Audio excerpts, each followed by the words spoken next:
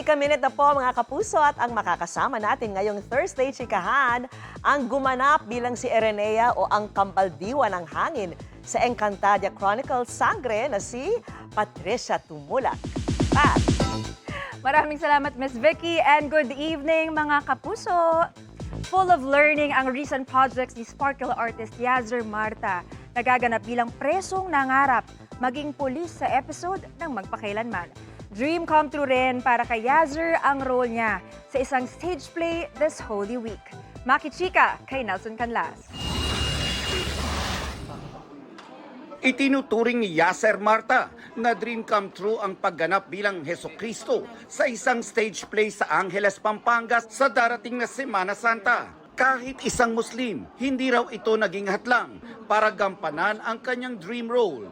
Para sa akin, John Nelson, yung trabaho pa rin.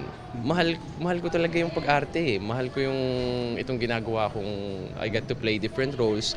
Kaya nung sinabi sa akin, in-offer sa akin yung Jesus Christ, hindi na ako nagdalawang isip. Ngayon, inaaral ko pa, pinapanood ko pa talaga yung kwento ni Jesus Christ. And yun, Nelson. Sana mabigyan ko siya ng hustisya. Hindi naman yung totoo, di ba? Hindi dahil dito sa pagtutulak ko. Baka patay na yan si Papa eh. Bago yan, gaganap si Yazer sa isang kakaibang role sa Magpakailanman sa darating na Sabado.